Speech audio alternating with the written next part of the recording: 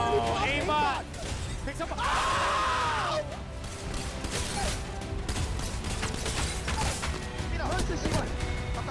Shot designed those dogs. And the weak ones, they are just enough.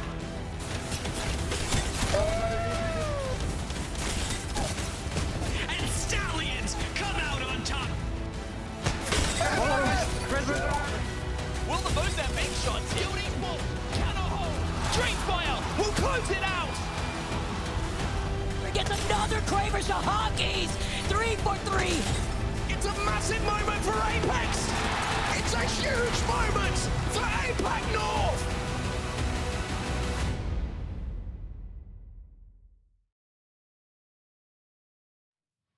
The teams in our Group D will be no slouches either. Once again, time has proven that you will get some sort of a former champion to talk about in these groups. So Jameson, talk to me a little bit about the squads in Group D. Yeah, Group D is absolutely stacked. We're talking about Alliance, Crazy Raccoon, Envy, T-Law, and it's becoming a little bit of an Apex Legends civil war here. Brothers versus brothers, right? Having Envy swapping around characters, or excuse me, having Yanya stepping in onto the Envy squad. Now he has to go up against his old squad mates in Team Liquid Alienware in this matchup for the first time on the big stage. And so it's going to be a tough battle, and we'll see if the moves actually pay off the battle.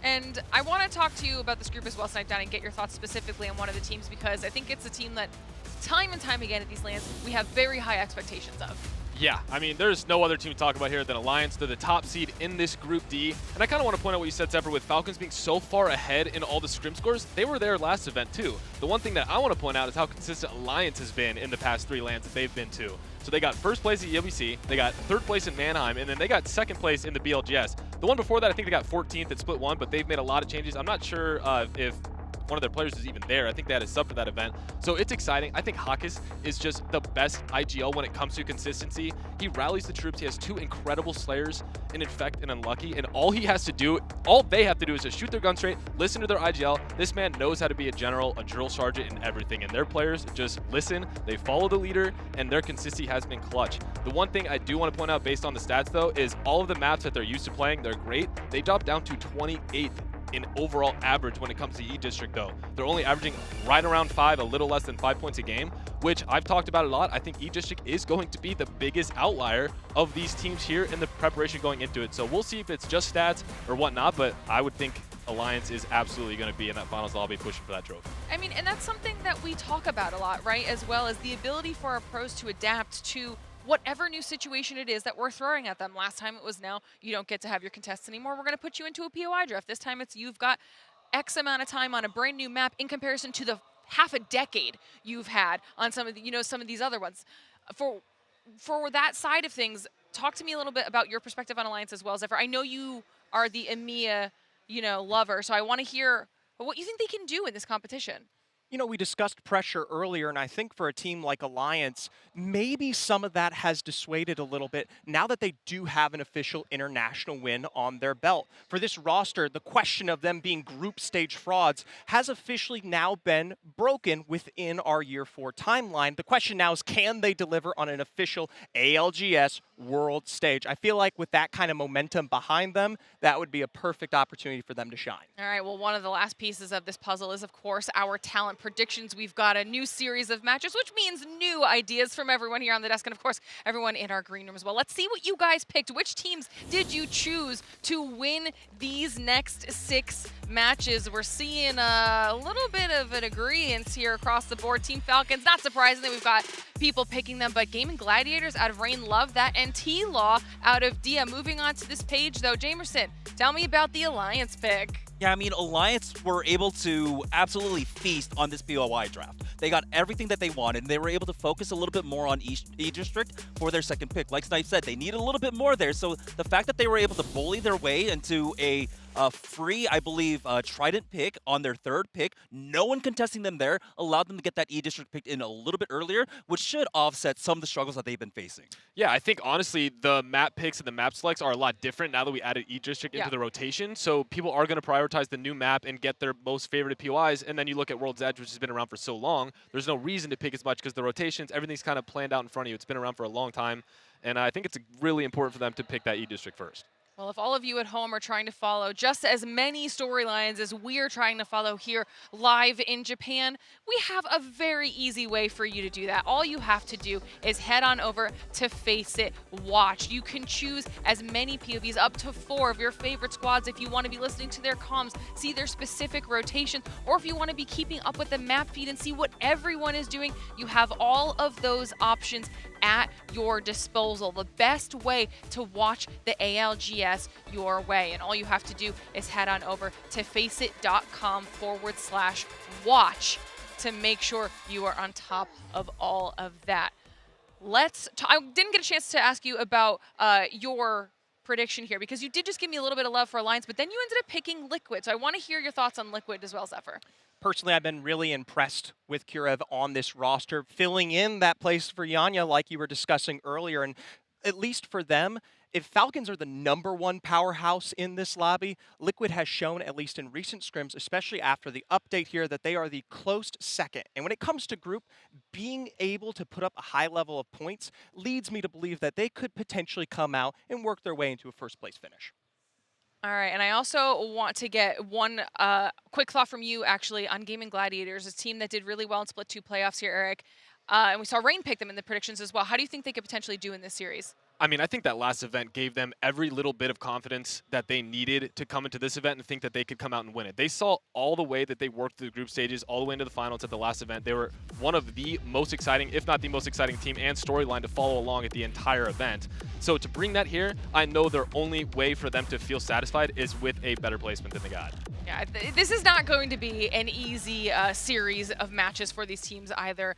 This entire competition is not going to be easy. Before we get into our matches here, Jamerson, how do you think this is going to play out? Are we going to see what we saw in series #1? Will there be a dominant performance like we saw at Fnatic, or is this going to be a little bit more even? I think this one has a lot more parity. I think overall in Apex Legends, the level of talent that we've been able to foster over the last few years has been immense, and we're getting these super teams left and right now.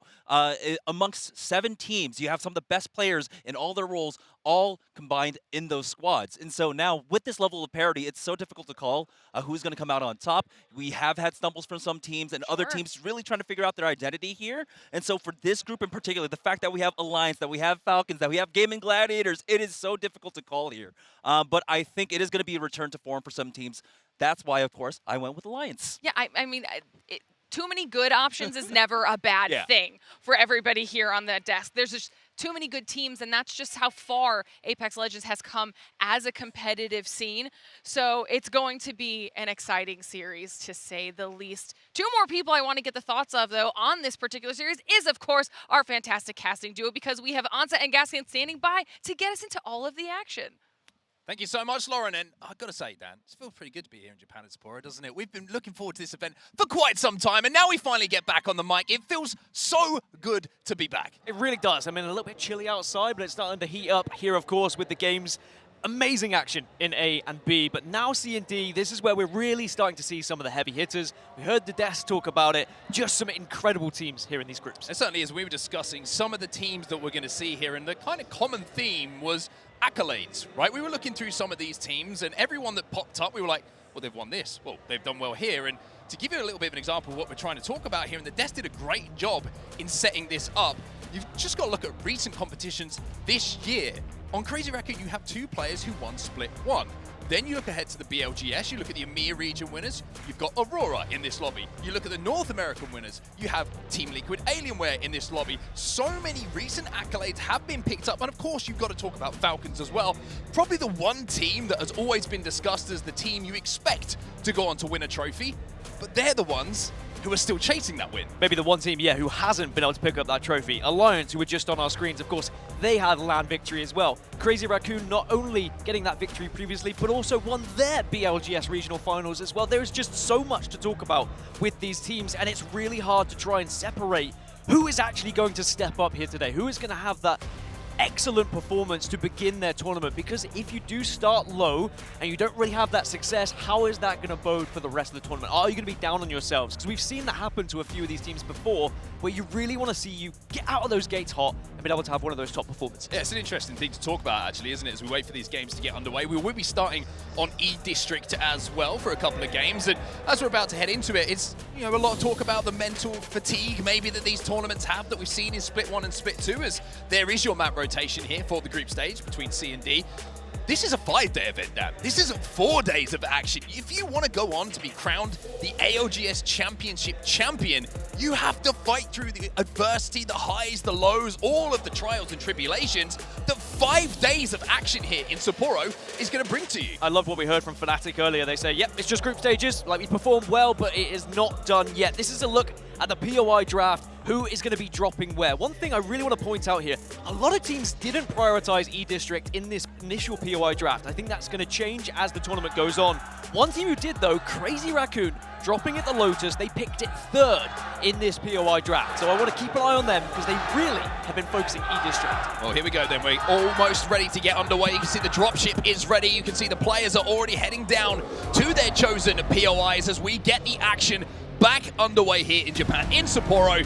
And I've got to be honest, Dan, I've been waiting for this for quite some months now. It feels like I've been waiting in the wings, just ready to get back on that plane, get in front of these beautiful people, and call these games as we start off with the EMEA powerhouse that is Alliance. Chomping at the bit, not only to get back onto land, but also to see E-District on land. We got to see a little bit of it earlier with A versus B, but now with C versus D, as I mentioned, some of the teams did try and prioritize it with their draft. Crazy Raccoon being one of them. Now just taking a look around to see who kind of has a ring console to work with here. GHS Professional over at Boardwalk have a real opportunity to maybe rotate fast once they see this ring information. Yeah, speaking of Crazy Raccoon as well, you're looking at potential ring pools here on E-District, and they're going to be able to find out where that zone is going because they have the beacon as well. But it is looking, I mean, it's a crazy thing for me to say, Dan, and I'm going to put myself out on a limb early on in game number 1, but it's looked like we could be going Energy Bank. What are your thoughts on that one? I mean, Energy Bank is one of the most fun end zones for me in this map and on this map, but it's a very difficult one to navigate. If you arrive late, it's going to be difficult to get inside of Energy Bank.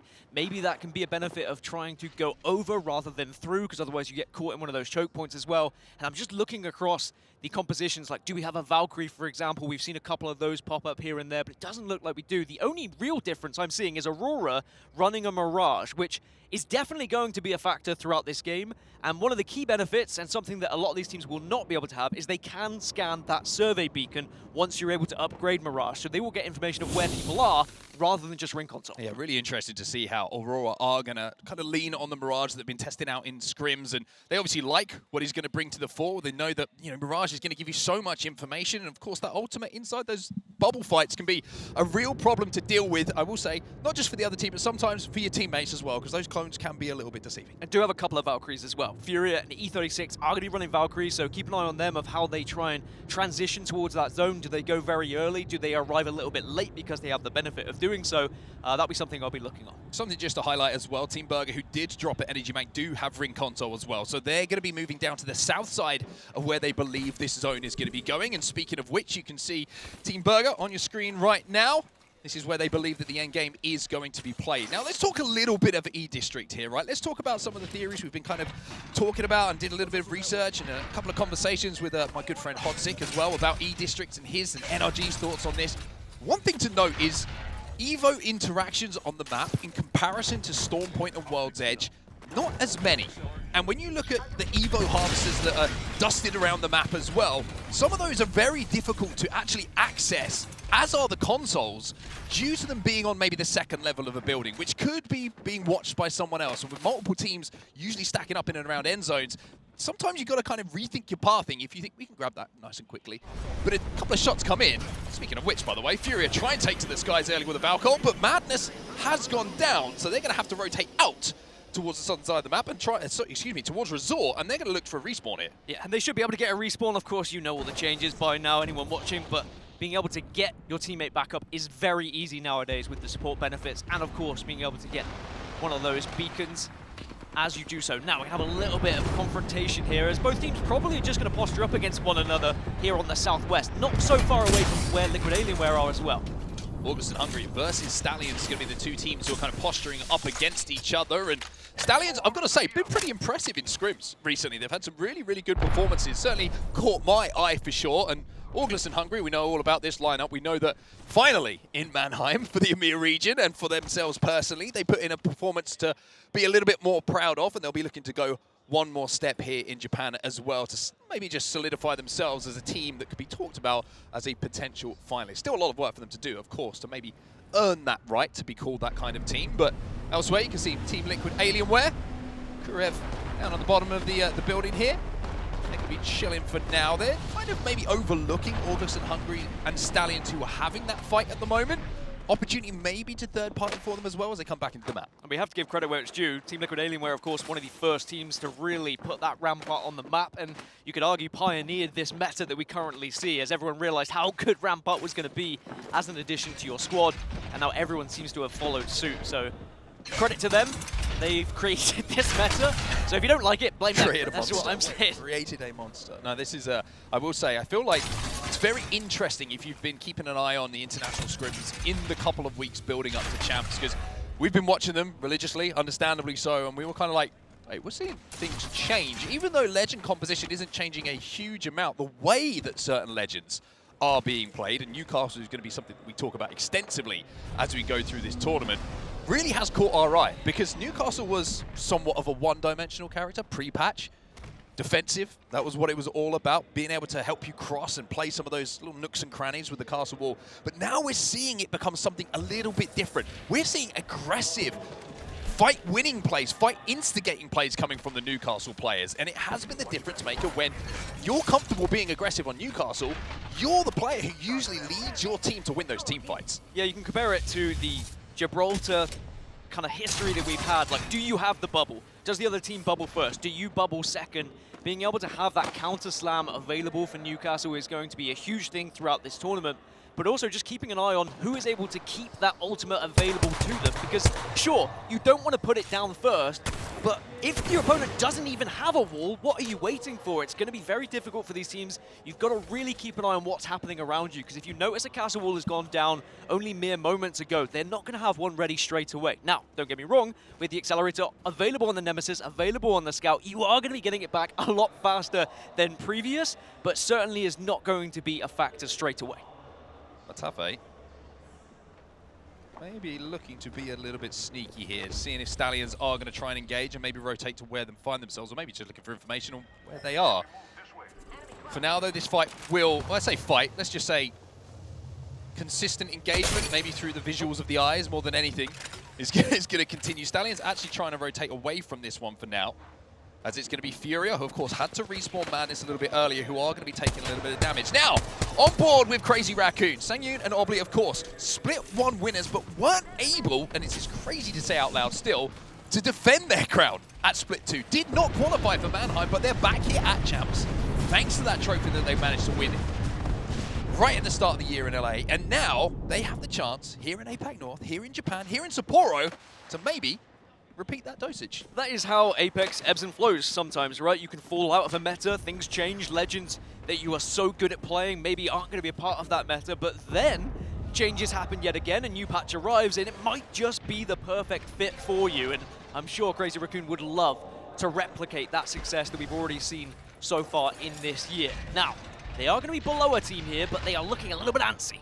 Just in the meantime, by the way, Madness has gone down again. So he was respawned, brought back in, he's gone down again. Fury having a real struggle at the start of this game just to get on the map, but here's our first bubble fight. Here's the first Rampart walls down, and this is looking extremely one-sided as the shots are going to come in from Obli. He finds one, he's looking to try and find the second as well, as GHS will take that first down. Trying to let the Spitfire sing a little bit. It's going to be a 3 versus 2, but Crazy Raccoon have taken a lot of damage, have to back off, have to start healing.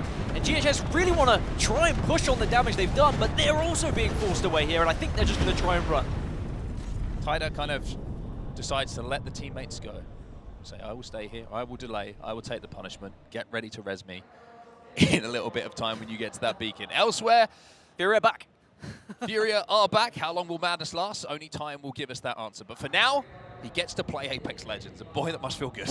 So we were talking about this final zone a lot earlier when we saw it was going to be heading this way. Now you can notice a lot, if not the majority of teams have arrived, but for those who are not here, are going to have to try and force their way through one of these chokes. Now you can see they're not being held aggressively. A lot of the teams have gone very central just to try and make sure that if this zone does continue to pull where they think it's going to, they are not going to be one of the teams that gets caught out on their rotation from building to building. One thing that's interesting to highlight as well is Team Burger, we mentioned, they dropped Central Map, they dropped Energy Mech, and they had Ring Console as well. They're one of the only teams in the building that they chose and had first priority to actually be outside of where that zone is going to be pulling. And that's kind of synonymous, I would say, with how E-District zones are working a little bit. We've seen a lot of teams recently go, we have to play for third and fourth beacon because we are finding these zones extremely unpredictable as what side they're going to pull to. I don't hate it. In group stages as well, sometimes you can pick up a lot of kills playing in these kind of areas where people are going to be rotating through, but if they can get that information, it could be so significant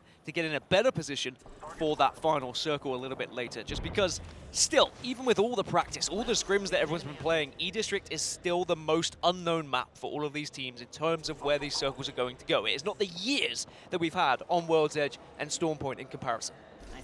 We're on board with Team Envy, and the reason that we're on board with them right now is not just because they have been extremely impressive and certainly one of the dark horses to take this tournament overall if you're looking at recent performances and consistency, but they are on the mythic bin, so they're going to get those Evos leveled up, they're going to find some extra goodies to play with, as ALGS and Hungary are trying to force their way into zone. But this is what you were talking about, Dan. This is what E-District can do sometimes. If you have to force your way in late, and everyone is already inside of this zone, forcing your way through one of these chokes is so difficult to do. And sadly for ALGS and Hungary, they've been on the back foot for the entire game. It feels like they've been griefed from a distance over and over, and they are just desperately trying to force their way in. But by Liquid holding them out here, they also need to find a path through. And when they do arrive to zone, they could be experiencing the exact same thing they've just been doing to ALGS and Hungary. And it looks like actually Stallions might be the closest team to them. You can see them on the right-hand side of your screen there. So when Liquid Alienware do arrive, it might be a scrap with Stallions. Well, ALGS and Hungary have found a staircase which is safe for now, but it's not going to be safe for long because they're going to have to pop some medkits here inside of zone to try and get healthy. They're going to have to send it on to someone, and if they don't, then Falcons will not need to be asked twice. How, from above with that Mastiff, gets the first lock onto Kinda, and I mean, you're looking at things at the moment, and you have to say ALGS and Hungary, they're looking in somewhat of a shambles at the moment. Was there a moment you almost said "Howl from the heavens"? It felt like that was about to come out of your mouth. I'm not going to lie, it was close, but I'm better than that. You refused once, never again. But yeah, Falcons should be able to at least get one confirmed knock here and try and convert that into some KP. But still, 20 squads remain. Even though OAH are losing people left, right, and center, they are still alive and still have a chance in this game at the moment with the last remaining player escaping.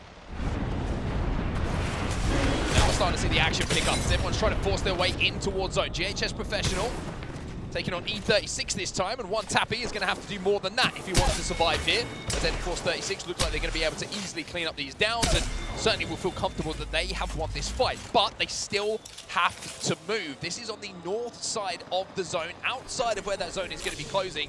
And Energy Bank is very, very busy right in that center of the POI at the moment.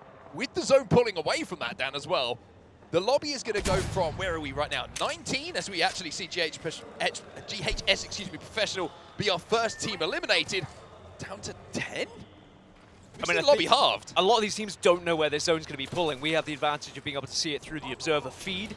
Team Burger, one of those teams who is going to be looking for the late ring that you were talking about as well. Maybe they'll be able to get some sort of access a little bit later, but the zone is pulling away from the middle of Energy Bank, which all of these teams have banked on. Aurora, LG, Alliance, Furia, and Team Burger are going to be the 5 teams on that south side. And it's going to continue to pull south, by the way, as Falcons will clean up the rest of ALGS and Hungary. So now 18 teams are left. And there's that KP that Falcons were searching for. But you can see it on your screen. We are pulling down south, and that is going to be bad news bears for all of these squads. Falcons at the moment are right on the western tip of this zone. They're going to have to do some traversing. They're going to have the likes of Stallions, Liquid Alienware, E36 all behind them, with Aurora and Crazy Raccoon in front of them. And also, somehow, by the way, Furia in a great position right next to that zone, having had an awful start to this game. Again, one of the benefits of being Valkyrie, or having a Valkyrie on your team and in your composition, as Alliance now looking to try and build a base. This looks very hunkered down. This is a fantastic position to play in, have the Newcastle wall available to you. Alliance should be able to sit here comfortably for the remainder of this game until we get to that final circle, unless someone gets very brave with their push. Speaking of brave, team taking a fight here against Falcons is going to be Crazy Raccoon. Both bubbles being used here, though, so once these bubbles go down, big decision to make. How aggressive are you going to get? Crazy Raccoon are safe inside a zone as well, so Falcons are going to be gate kept by them, and the longer that this fight goes on, I mentioned that there's a couple of teams who might be thinking about mirroring the team on our screen right now, Team Falcons, and one of those is Liquid Alienware. So Falcons have to have their heads on a swivel here. This is where the IGL really has to make the big calls. You can see Z-o-o is trying to find a path. He's trying to lead the charge, he got the bubble but down just in time. You are going to struggle. You are going to be an easy target, but now Waltzy with a second to fall. Yes, Z-o-o is going to get back up, gets picked up by Hal, but Waltzy gets finished. So Falcons need to try and find a way as a 2 to stay alive. That was like a nanosecond away from Falcons being eliminated. And yes, things aren't looking great for them, but at least Z-o-o and Hal are still alive. Waltzy, unfortunately, will be the first casualty for them, but I mean, you talk about time. If that bubble doesn't go down, Falcon's dead. It's as simple as that. However, they were able to have a moment of respite. And if any two can do it, Z-o-o and Hal, maybe the two together, but now Z-o-o has fallen yet again here. Also GG in the feed as Falcons will fall in 18th place. So it is not going to be one of those hot starts for Team Falcons, as this is the fight we see in the kill feed. GG, they're going at it. GG, who are probably looking back on Split 2 playoffs as an opportunity missed. They were on match point for what felt like an eternity, but weren't able to quite close things out. Go Next will be eliminated as the ult is doing all sorts of damage as Light turns around 180s with that Mastiff and starts just dealing damage. Go Next gone, Reignite gone as well, we're down to 50. Light lighting up the lobby at the moment, and they desperately want to try and finish off these kills, but Bubbles will go down just to protect you from that Gibby ult. Lufka's going to take a lot of damage here and is going to fall, but GG maybe can get back on his feet. Maybe not. Lufka down, Blast and Light now left on their own, and I think for a lot of teams it's like, let's see if we can get any points out of this situation. Liquid Alienware will be eliminated, 14 squads now remaining. Light, by the way, who's leading the lobby in KP at the moment, 3 to his name, now has to work alongside Blast inside of this bubble just to try and survive and maybe pick up a couple of placements. I will say more teams survived than I thought. I thought this was going to be far quicker in shredding through these teams. It's now Z-o-o Tenacity are going to be alive, are going to be able to take this fight, and should be able to comfortably win this one, you'd imagine, and they just about do so. But are they going to be pressured by anyone else here? EU on EU action, EMEA on EMEA action. Crazy Raccoon Esports will be taken down, but here comes the third party opportunity. Crazy Raccoon move in, Z-o-o Tenacity, 0 players alive. It is the easiest of cleanups here for Crazy Raccoon on the north side of this zone. It will be more KP for them. Envy also just been eliminated. All the meanwhile, by the way, Alliance still sitting comfortably on the south side of the zone. Aurora found somewhere to call home. LG still alive, and Furia that we mentioned with the Valkyrie. Look where Aurora currently sit, by the way, in this map. They just really hope that no one's going to be throwing nades in here, and that's the benefit of having the Newcastle wall on the one side. Well, Aurora, uncomfortable, but they do their best work when things look uncomfortable. They are safe, they have a position to play, and they've, of course, got the benefit of having the Newcastle wall as well. Supernova will go down, and we are now almost into single digits of teams left remaining in our first game here. 10 squads remain, as Crazy Raccoon have essentially up the pace a little bit here. Lots of kills being picked up. Dreamfire will go down in the feed as well, as Crazy Raccoon are looking for more. Crazy Raccoon are the third-party champions right now. They are fighting every fight, fighting all these teams that have taken damage, and they are finishing them off comfortably. If they can win this northern battle, if they can win the north side of this map, they'll have a good rotation in, but Team Burger also are there. Stallions go down, GG go down, 7 squads remain. Well, Sangyun and Obli, of course, they won split 1, but managed Crew now Yuzna on the Newcastle. Managed to pick up 4 KP to his name alongside 3 assists, so a lot of work being done, but it is Obli who's leading the way there with 6 KP. This could be a monster game for Crazy Raccoon if they can continue at this pace. Great bird's eye view as well. This zone is going to be pulling almost dead center of what you can see on your screen, so even though Crazy Raccoon were desperately fighting on that northern side, they don't have to continue to push all the way south. So Alliance, who we saw earlier, Aurora on your screen right now, there still needs to be movement here, just slightly to the northeast, as Aurora should be able to get back up to a full 3. I mean, Aurora just trying to survive at the moment. The bubble go down, but the damage means that we're going to see more EMEA on each other potential action as Alliance. They tried a third party, but I think they recognized that the timing window wasn't quite there. They are safe. They can play this one a little bit slower. The KP did not come to them, so they did not try and force it. I think that's good from Alliance, because I think they're recognizing that this game is winnable from their position. They were the only team on the south. All the other teams have to look at each other. Alliance need to avoid conflict as best as they can. See how lucky and effective the moment. Rabid Dogs, they're like, let me in. Hackers has got them both on the leash at the moment, not letting them go in. LG trying to overextend as well to try and pick up some of those KP, and they will lose sweep because of it. Sykes now has to watch the push coming in. Difficult fight for him here on the rampart versus the arm shield in Gibraltar. And instead of getting those KP, it's LG now looking to survive. Sykes has got the jawline now, but has he got the PK shots? That's the real question. As E36, Crazy Raccoon, everyone is trying to scrap to find to the center of this zone.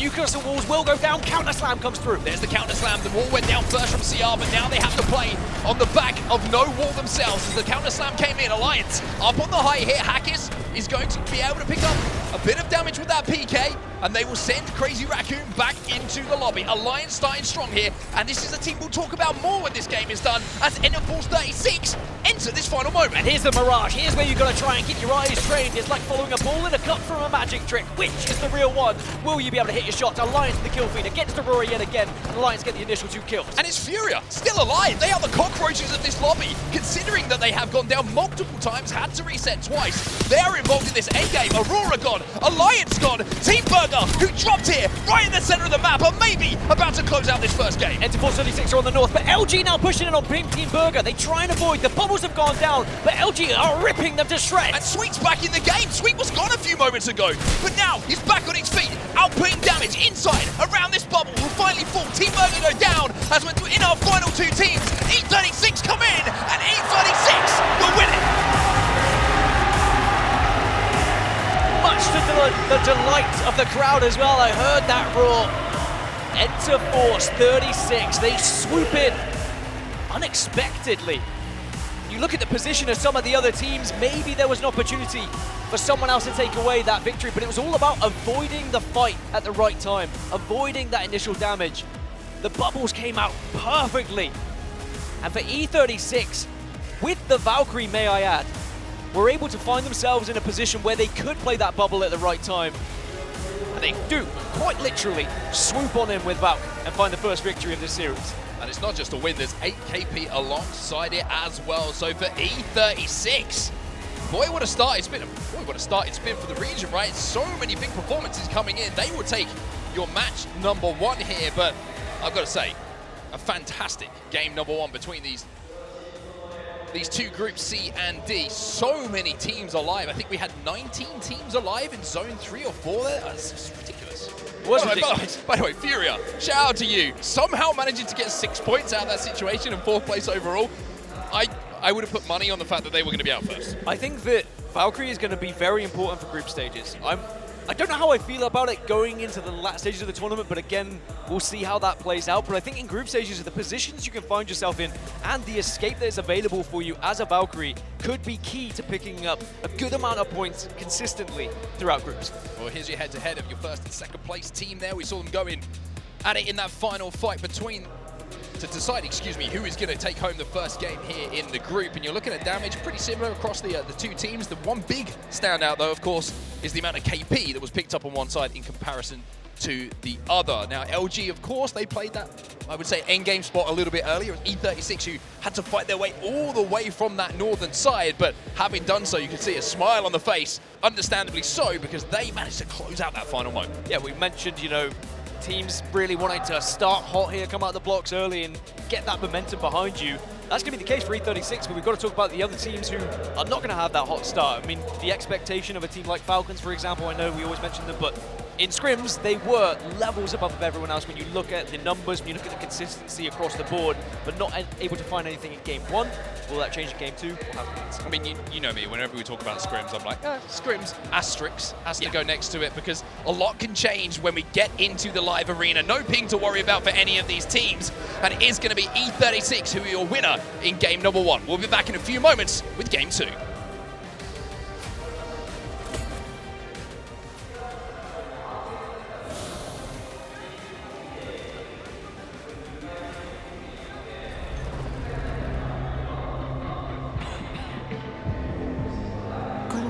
Blood on my hands. Now some of it is yours.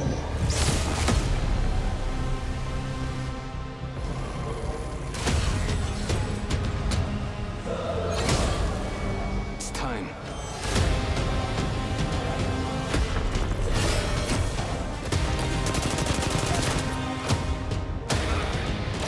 This is where it ends. I love a dying world.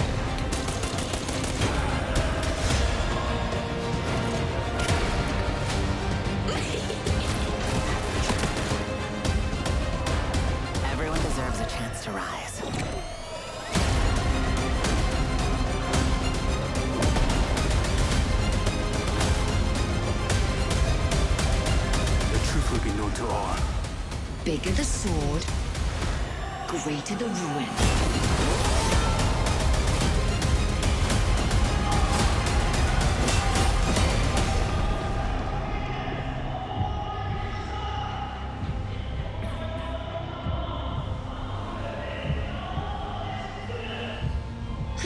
Tragedy.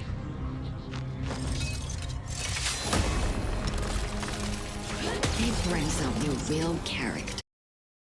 The Apex Legends Global Series is a proud partner of the city of Sapporo, the capital of the North.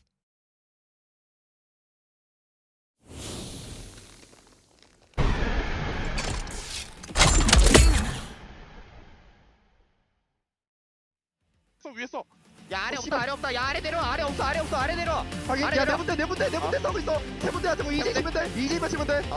나 Q 안 쓸 거야 Q 안 쓸 거야 Q 안 쓸 거야 길로고 봐. 하나 더. 내가 후방 봐줄게 뒤에. 가자 와봐 하나 걸 그래 왼쪽. 집으로 70 불크래. 집자 라스 나이스.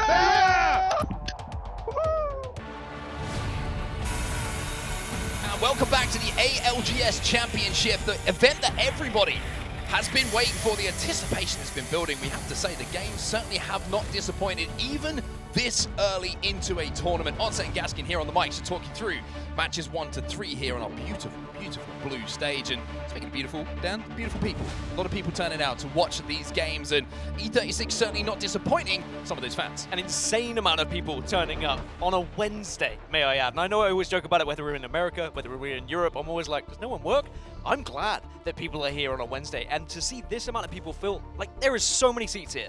Like, I really want to try and picture it for everyone. It's an insane space. This is huge. One of the biggest buildings I feel like I've ever been in, and we are somehow filling those seats, and it is just going to get more full as we go on in this week. Yeah, I mean, there's been so many photos that have gone out of the venue, but it really doesn't do like really no doesn't. one can do justice to how massive this place is. It's like, it's huge. It's huge. That's all I got to say about it. But let's talk about the games, because E36, the first game on E-District that we've managed to get in under our wings when it comes to casting on LAN as well. What a performance it was. Just watching back that final moment as well, you can see the difference in playstyles and how it can play out in a final battle, right? E36 had to fight their way from the northern side of that zone all the way to the south side. They entered that final battle with red arms.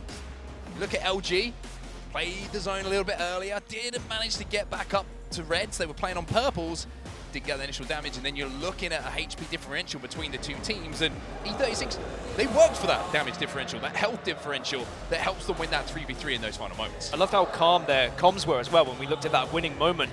The silence that occurred in that final 3v3, you could never. But these boys, they focused up and they locked in and they were just confident they were going to hit their shots. And it was only celebration that you heard at the very end of it. And sometimes you need that focus. Sometimes the screaming of, he's one shot, it doesn't actually help some of these squads. It does help some teams. Don't get me wrong. I feel like this is being directed at It's very much targeted at Mark. He does like everyone's yelling been my ear. targeting me, by the way, when it comes to rank. I've heard some wild accusations. Have you? About. I think I'm a pleasure and a privilege to play with. I think you're a fantastic teammate. You just some players. You just all need to get on my level. Speaking of which, let's take a look at z-o-o. We did see a brilliant feature that was put together, by the way, on the man on your screen right now. Falcons is game number 1. It wasn't the best game in the world for them, but let's talk about how much maybe pressure is on their shoulders coming into this event. And on those big shoulders. On those shoulders, by the way, this man is freakishly strong. I got really excited once when I started like dumbbell lifting a certain amount, and I was like, this is amazing. This is very like niche, by the way, and I realized that I'm going on a tangent. Then I saw like a couple of days later, Waltzy just started shoulder pressing it, and I just realized, wow, there's no point. Like, what am I doing? Some people are just like genetic freaks. He's one of those. It's built different, but there is a lot of pressure on those ginormous shoulders of his that he was pressing your bench press weight. But you look at the history of Team Falcons, right? You look at z-o-o, you look at how, when it goes wrong, the third teammate seems to get the blame. Waltzy will know that. Waltzy knows the amount of pressure. If things go wrong, Waltzy probably knows he may not survive on this team. However, if things go right, there is a very successful career lining up. I thought you were going to say, and if they go right, Waltzy still good. That's a joke, by the way. Joke. We love Waltzy. He's an awesome guy. Let's take a look at another team, though. The newly signed, and I would say resurrected organization out of nowhere. Like I was going to say a young Undertaker, but he did it his whole career. Sitting up when you least expected it. It's, of course, Team Envy, formerly known as the Lone Sharks, now known as Team Envy. Very excited to see Envy back in the scene. Of course, shout out to Astro for resurrecting the brand and really investing the time and everything that is required into this team, because I think everyone was looking at this team for so long going, how are they not signed to a top org? Because their consistency, their performance, they've never been like outside of the conversation of winning scrim blocks, performing extremely well when it comes to the BLGS. There's just been this consistency. And that man on the left-hand side of your screen, there's a conversation going around about, like, you always hear it, like, who's your top 5 IGLs? You know, everyone has great opinions. Everyone has terrible opinions. It's the beauty of opinions, right?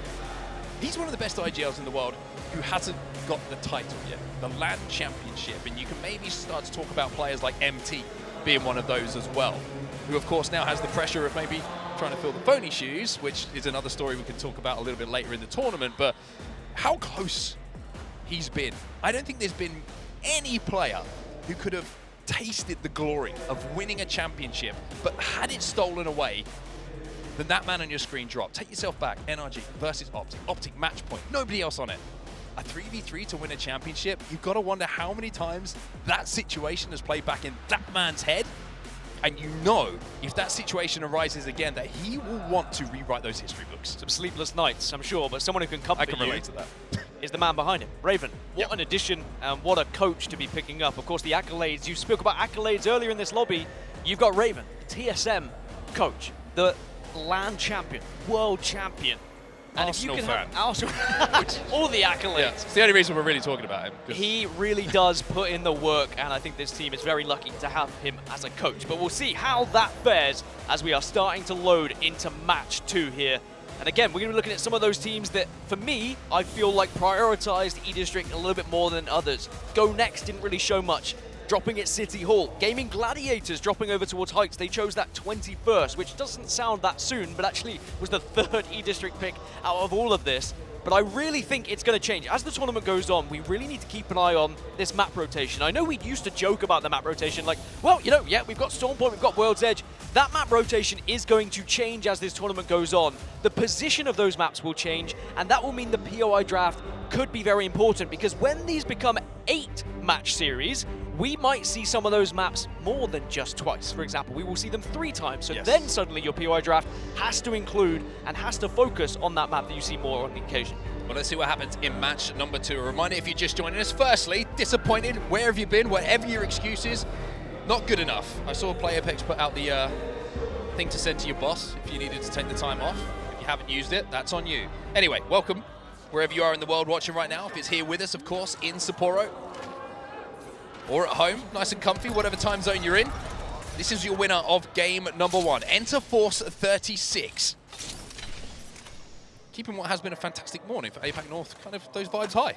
Fantastic morning for Valkyrie fans as well. And for anyone who is running Valkyrie or wants to run Valkyrie this tournament, maybe starting to see what can be done. Because even when we were watching scrims yesterday, team scrimming, we saw Meteor running Valkyrie as well. Great success to be able to get into those final circles. Speaking of circles, we're going to be heading down to the southeast, down to Humbert Labs. Now, we saw this earlier on in Group A versus B, and you were even saying yourself, Mark, I love Humbert Labs finishes because of how they are played and how some of the zones you can actually try and find. And because of Newcastle and Rampart, you can kind of make a home wherever. Yeah, I mean, that's one of the things that is very interesting about this map. You're never out of it if you arrive late, because you can find, if you find a right angle of walls, you can make that somewhere to play with the Newcastle wall. Now, it's not as strong as it was pre-patch, of course, but now it still works for a little bit of time, and a micro-rotate might open, a third-party opportunity might open for you to take. But one thing I love about this zone in particular, and it's going to be interesting to see where that zone actually shifts, is the dynamic element of the Humbert zones. Because if it pulls towards the 3 buildings, and anyone who's played a lot of E-District will understand where I'm going with this, you have that huge rotating wall right at the back that could completely change how a zone is played for the next 30, 40 seconds, depending on if you have a line of sight or if it's completely going to be cut off by that dynamic wall that rotates. It can really be tricky to try and navigate it as well, and you really have to time it successfully, and it just adds an extra element that these IGLs need to be aware of. Stallions, they had the ability to get that ring console scan, and they are moving very fast, and they are going deep south, almost close to Old Town, actually, with how far they're going to be moving. And then to Force 36, our previous winners. Will they be able to find success in the first fight here? It's a standoff. You see the wall go down, everyone just looks at each other. And I think maybe people are waiting for the walls to go down, but instead it's going to be E36. No surprise here to see them being aggressive. And it was LG. It's Chapter 2. LG, once again, have the fight, and it's the same kind of looking result. Well, E36 have been able to get 2, make it 3. So LG from 2nd place to 20th place.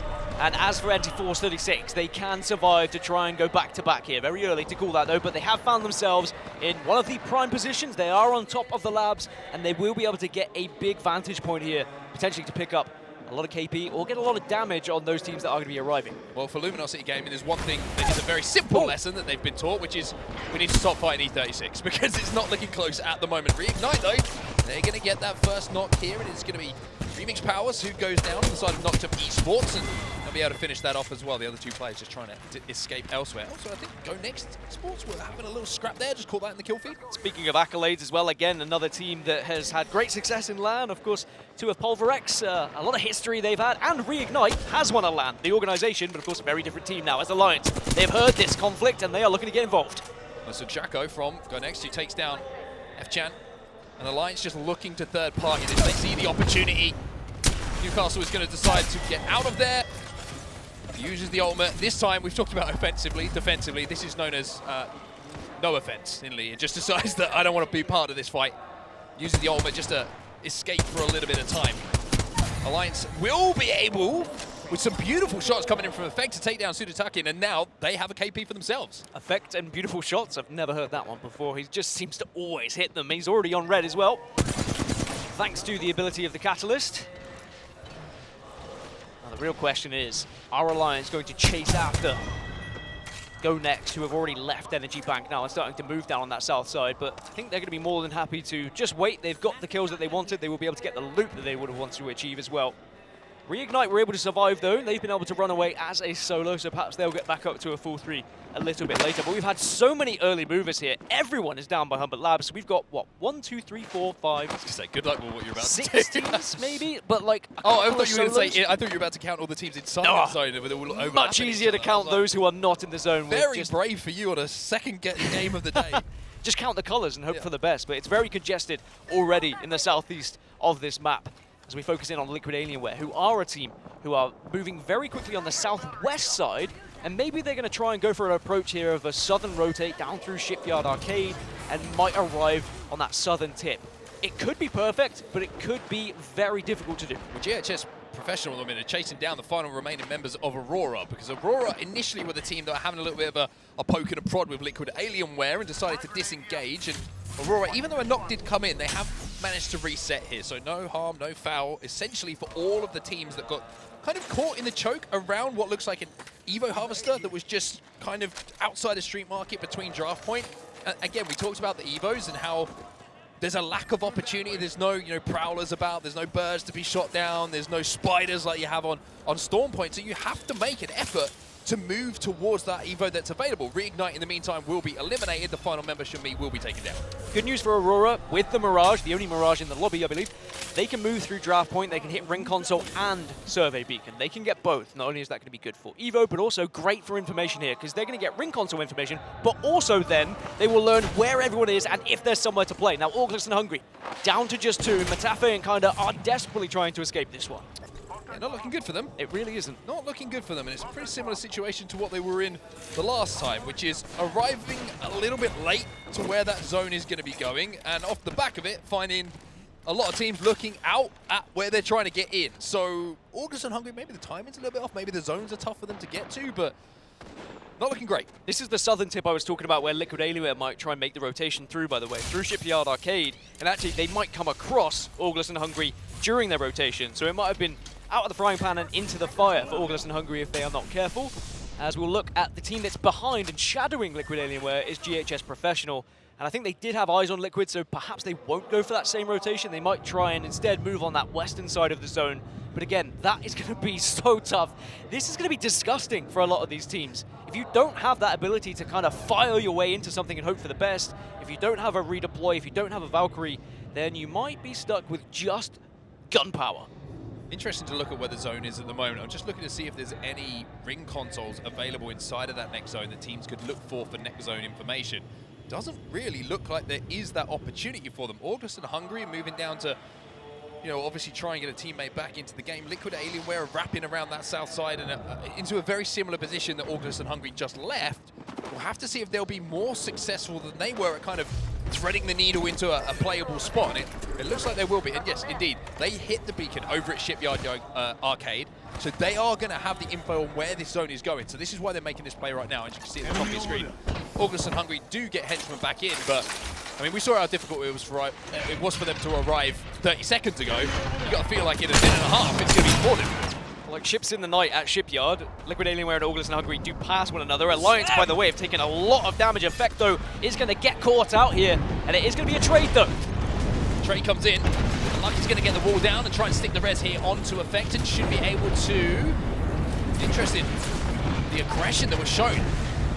I think it was Hyaka on the Newcastle who went in so hard with that Newcastle wall to try and capitalize on the damage. The Renok comes in, and now, if you make a mistake against Alliance and you don't make them pay, then they certainly will look to answer back. Alliance will take down Go next. That was a turnaround of quite some proportions, as the worry for them now is that Noctum Esports are just around the corner looking to clean up these pieces. Can they get the reset? Can Alliance hold on to this, though? Because you look at Noctum, you look at the shields, 2 blues, definitely doable here for Alliance, but the Gibby ult, as the bubble is about to run out, this could be so tough for them to try and escape this one. Timing on this bubble is everything. There it goes.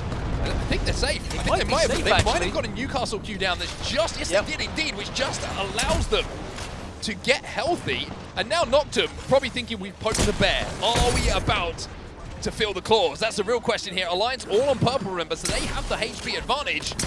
And they certainly will have some momentum playing off the back of the fight they just won as well. But when you have a third-party opportunity, who's going to be there? Crazy Raccoon. They are very much in the area, waiting like sharks in the water for this one. Gaming Gladiators also are going to be right nearby. So even if Alliance do survive this, it's going to be like Gladiators, quite literally. They're going to have to go through yet another team, but this is a great hold from Alliance. And the good news is, the zone isn't forcing them in just yet. They've got time, and they're going to force Noctum back out here and say, all right, well, you tried, but see you later. We'll have a good old fight later on. I mean, that's the respect that Alliance just command, essentially, isn't it? It's like they don't get the knock, they can't get the damage they wanted done, and because of that, Alliance forced Noctum Esports to completely wrap around zone, take that damage to try and work out a different rotate. Crazy Raccoon don't get the chance to overextend, and now Crazy Raccoon are thinking, do we want to take the 3v3 here with so many teams alive, or do we try and concentrate on our next rotation? It looks like they are going to move away, as you can see on your map over here, on the eastern side of this zone, and Alliance now will be able to work their way towards zone. Now let's talk about zone. In the middle of it at the moment, Team Falcons, Zero Tenacity, GG. And I mentioned that rotating wall and how it can be a problem. We might be seeing that in effect.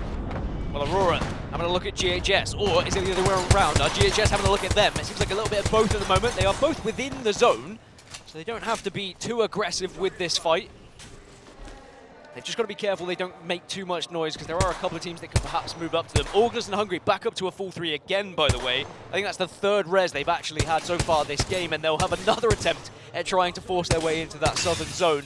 But there's not only just one team, there are 2 teams there holding them out right now. But I think Aurora and GHS, they're probably not going to be pushing one another right now. They're going to be both more than happy with where they currently hold. I respect the tenacity of August and Hungary here. 3rd time's a charm. Tried it twice, it's failed. 3rd time, there's no way that this certainly could go wrong. And I'll tell you what, they're actually managing to avoid both Stallions and Liquid Alienware down on that southern side. Furia on your screen right now, they're on the kind of northwestern side of this zone at the moment, a long way away from where that next zone is going to be pulling. And with so many teams, 17 teams still alive, this is why we love E-District. There are so many high-quality games, so many teams left alive as we get towards these final zones. I mean, with Zone 3 closing in 20 seconds, most of these teams are still going to survive here, Dan. Yeah, everyone is within this next zone. No one is going to be forced in by the rings. We're probably not going to see any fights straight away, but they're all waiting for that information of Ring 4, of where are we going? How far do we have to go east here, or is it going to pull back towards us? Of course, there are some teams that do already have that information and have already found themselves in some of the priority positions, but it's starting to get a little bit dicey down on the south side. Ooh, GG. In more than one way. for Gaming Gladiators. It's also great news for Alliance as well. When you do see that zone, you can see it on your screen. Liquid Alienware have now got that information of where it's going initially, but we can see it's going even further east after that initial zone pull.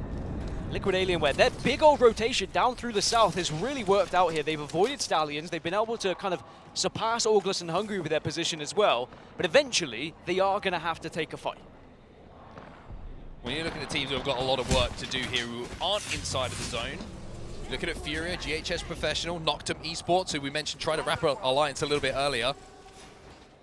Liquid Alienware and Aurora down on that south side, all of them with a lot of work to do. Stallions, who are on your screen right now, their job is essentially to stop Liquid Alienware, Aurora and ALGS and Hungary getting past them into the zone. If they can do that, not only is their KP available for them, but, and they've actually just made this move as I say it, there's a building free next to them that is going to be safe inside of that next zone. They do make the rotate. They can essentially still keep the same game plan. There is some KP available for Stallions here if they watch their south side. Well, this is going to be an interesting one to watch. The evac with ramparts around. Double evac, just in case anyone was feeling a little bit frisky and wanted to shoot him down, but Aurora are going to head into the zone. And I don't even think this is going to get them far enough to the next zone, by the way. They're just going to have to play somewhere on the western side, you'd imagine, and they are going to be dropping into absolute carnage. Really will be a question of whether they can find somewhere safe. Liquid Alienware are still working this southern side, by the way. Gaming Gladiators are now their closest team that they can just see ahead of them, and GG are arguably in one of the more desirable positions right now. GG, Envy, Team Falcons, I think, still alive as well. Yep. Just inside of that zone. A lot of teams in very close vicinity, but the team who's taking the most space inside of the zone at the moment is going to be Gaming Gladiators. Furia now relying on the redeploy from Valkyrie to try and find somewhere to play. It's, well, what I would say is a portable cabin for them to play, but I'll tell you what, if you've ever been on holiday in a little portable cabin, not too bad. Could be really nice, Underrated. especially if there's a lake out the back as well. Lovely. Well, they were just waiting. They were hesitating on that Newcastle wall as well. They didn't want to do it straight away. Maybe they will try and find somewhere to call home in a little bit. Team Berg, speaking of need to find somewhere to call home, they are very much being tickled by this ring, but they just about survive and maybe might be able to just find somewhere to build a base. Oh, that Q went down just in time. The mobile shield from the Newcastle will allow Team Burger just to reset here. When you were looking at the inventory, you saw that, I believe it was Sharky, he had a Havoc in his pocket, so he could do a lot of damage when it comes to those close range fights, and even over some distance as well, with the 2-4 that comes attached to the gun out of either the Mythic Bin or the care package.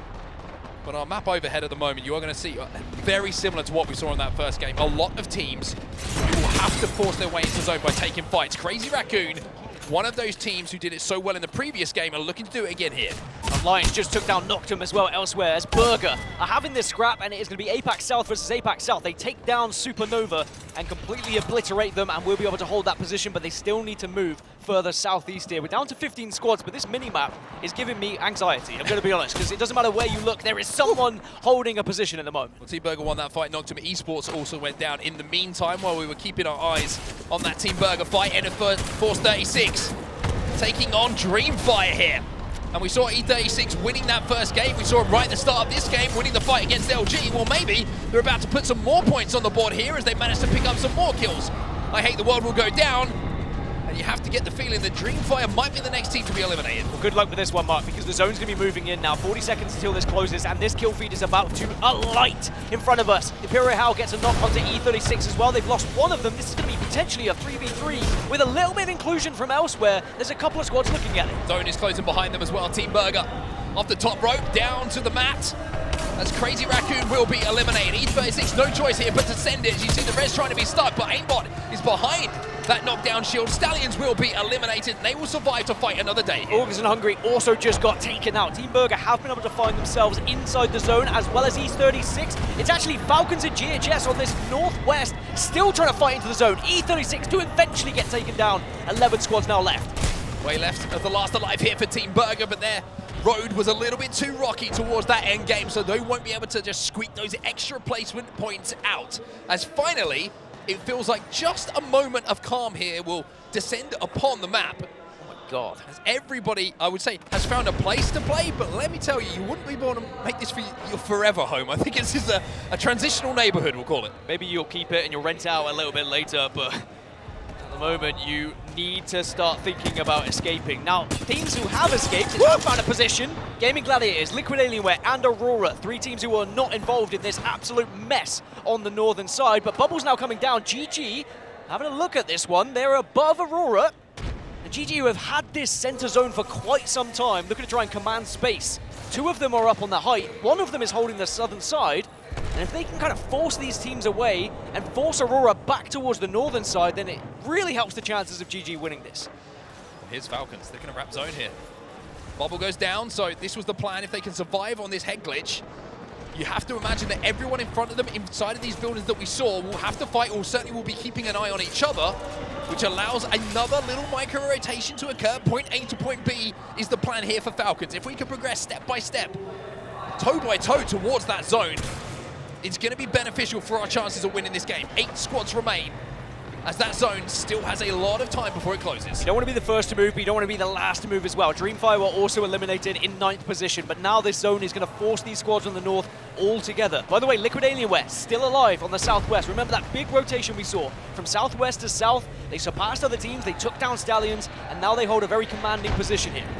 Furia, by the way, alive, kicking, and on top of the building with zero tenacity and Envy underneath them. Now, they will have to leave this height at some point, and when you leave from height, unless they have the Valkyrie ult available, and I don't think they're going to have time to get it off anyway with the zone closing behind them, they're going to have that second where they will be stunned. Now, can they throw a bubble out to try and land it away from all of this carnage? Gibby ult's down, Bubble's down, everyone is trying to stall. Yeah, a lot of these bubbles have been used, and now Sheila is going to start to sing here, maybe, for Gaming those vocal Gladiators. cords up. Blast is just waiting for his moment.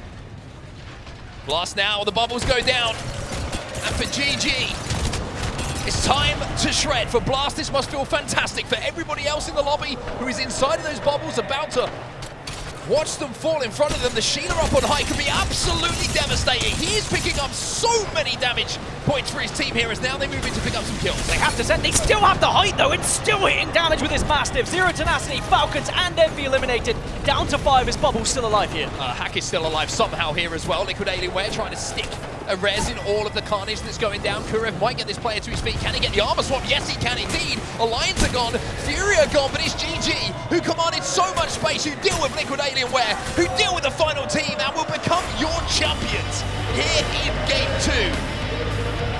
The Split 2 playoffs was a breakout tournament for this trio. The question is, with that win, will they be looking to go one more here in Japan?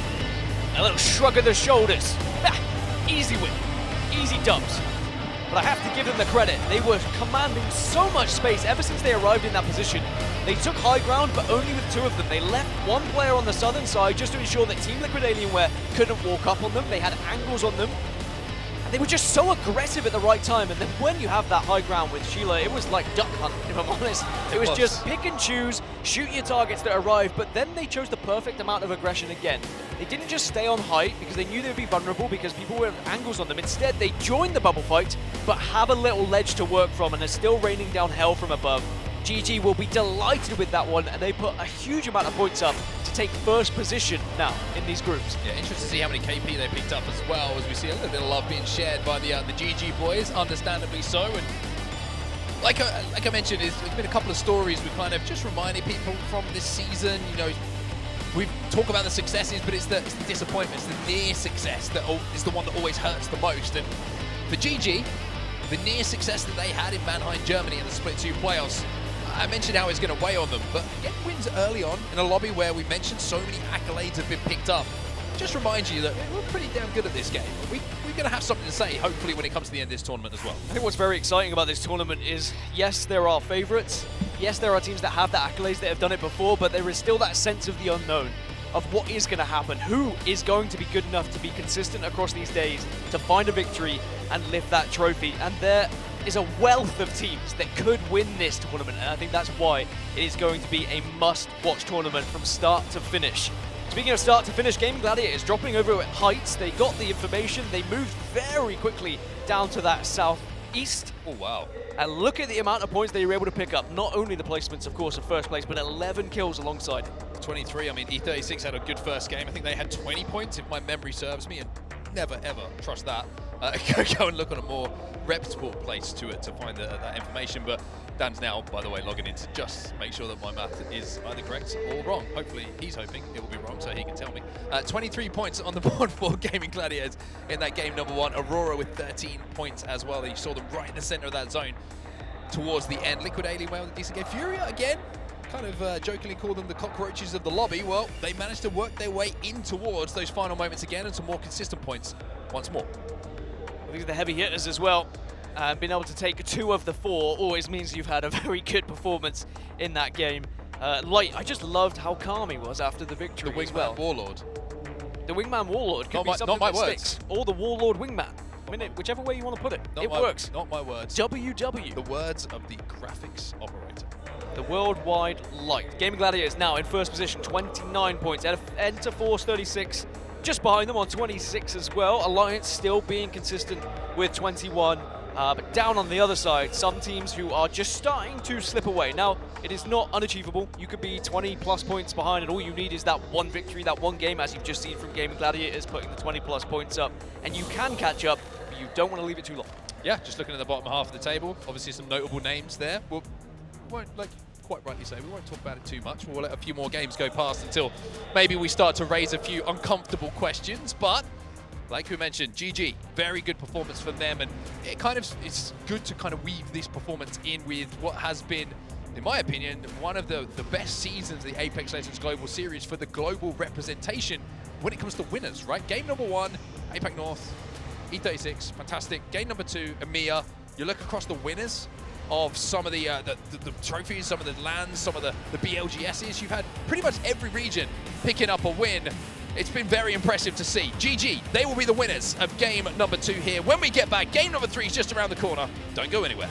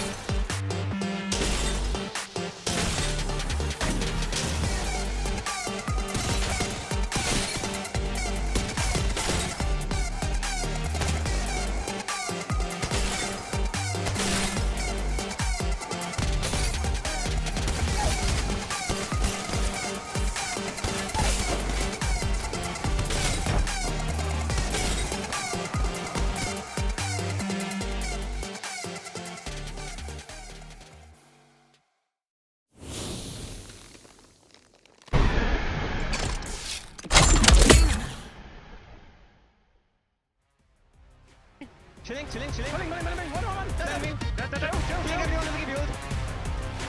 Let's go. On me, 100. 1. Can you clear? Come to me. Wilson, look at Wilson. Give me one. Okay. Nice. Just look right. One. Dead. Chill up. Last team. 100. Nice, boys. Welcome back once again, everybody, to the ALGS Championships here in the beautiful Sapporo in Japan. And after game number 2, we have 2 different regions who are stepping up to claim their games. Game number 1, of course, E36. Game number 2, GG for GGs, as it will be EMEA and APAC North who get those first wins on the board. Now, looking at the other side of the table, NA a bit quiet, Dan. Gotta say, where's the noise, NA? I'm sure the noise will be brought if those teams are able to find some success. One of the teams who has yet to find success was on your screen, and that was Team Falcons. Again, we know what Falcons are capable of, and I think they will show up at some point, if not this series, maybe the next, but, you know, it will come. We'll wait. I'm not going to start to put it out there just yet. But I will say, You're doing exactly that. I did just so you know. By the way, you're doing exactly that. I did predict them, and I am cursed. So it's your fault. It Okay, that's might fine. be my fault. I'm sorry, Team Falcons fans. That's a very dangerous fan base to go against. Well, I'm not going against them. I'm with them, but just saying, you knew what you were doing. Anyway, let's talk about what we've got coming up, because we've seen E-District. We've seen 2 maps played on E-District, which means we get a little bit of a change of scenery now, as we will be going over to Storm Point for our game number 3. Maybe a map that these 3 gentlemen on your screen feel a little bit more comfortable on. I will say for Falcons, though, they had a really good spot in that last game, and it was somewhat surprising to see them not convert from those positions. We've kind of been doing the, we call it the nerd work. That works, doesn't it? When it comes to like conversion rates, when it comes to top 5, top 10s, and Falcons have always been one of those teams who have one of the best when you get to the top 10, to the top 5. So for them to get into a great spot and not put a significant amount of points on the board, not something that they're synonymous with. But we're not going to get, again, not getting too carried away with things. 2 games. After game 6, they could be first place. So let's keep that. They had 4th pick in the POI draft, and they went for Storm Point. They went for Lightning Rod. Now, a team is going to be very happy to be moving over to Storm Point as well. Gaming Gladiators, they just found a victory, and they did have the 1st pick in the POI draft, and they chose the Mill on Storm Point. So this is going to be perfect for them now to try and replicate their success and actually find a solid amount of points, because they arguably, in their eyes, have their best possible POI that they would want on this map, and maybe there could be a lot of points to be picked up here. We'll have to see if that's going to be the case now that the it feels like the POIs start to matter a little bit more. And the reason that I say that, E-District, I think universally between the pros, is agreed that wherever you're dropping, you're going to get loot. Yeah. So you haven't got to worry about that too much. You know, a bigger map, the POIs, much more loot has been dispersed between them. So it's more about what are your options on rotate and what your access to Evo beacons, all that kind of stuff plays into. Whereas if you go over to somewhere like Storm Point, and of course, you know, traditionally World's Edge, the difference between a Sky West and a Landslide on World's Edge is, it's pretty obvious what one you're going to want.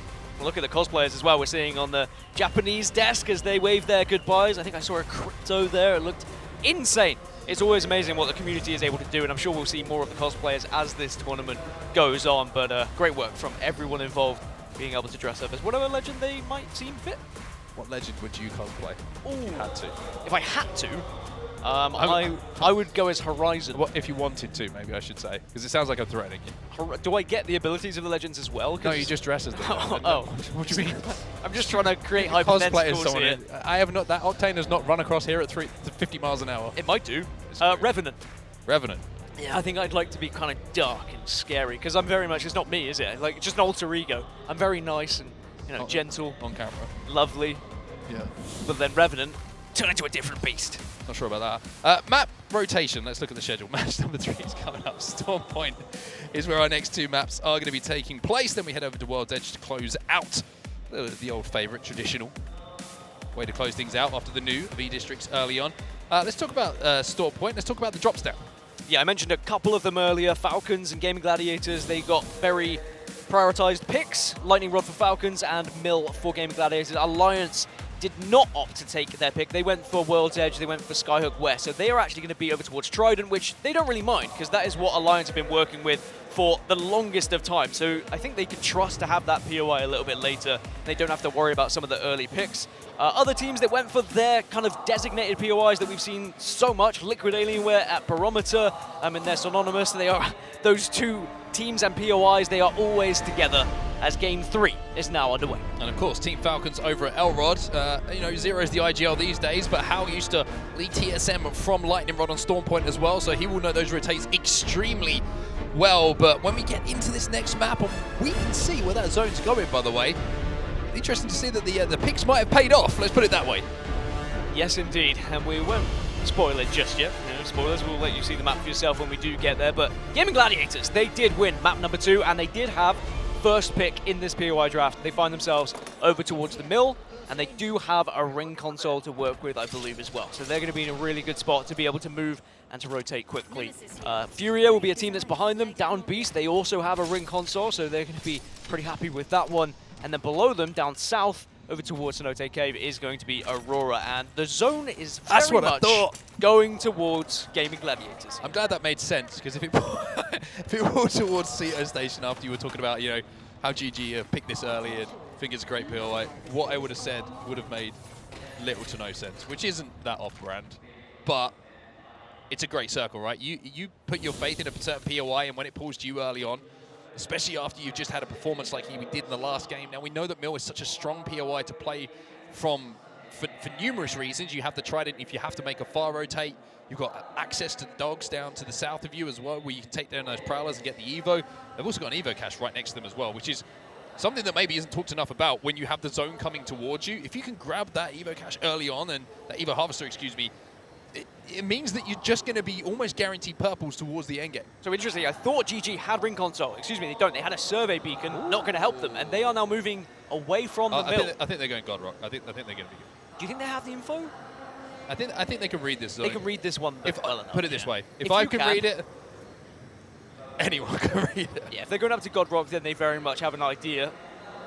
And they will wait for that information to come through, and they'll be delighted, I'm sure. Dreamfire are not going to be too far behind over towards Mill. Now, you mentioned Falcons and their rotation and how much they like to move from Lightning Rod. Well, they're going to be moving very fast. They have a nice, quick escape route here, as they should be able to surpass Stallions and start to work on that eastern side.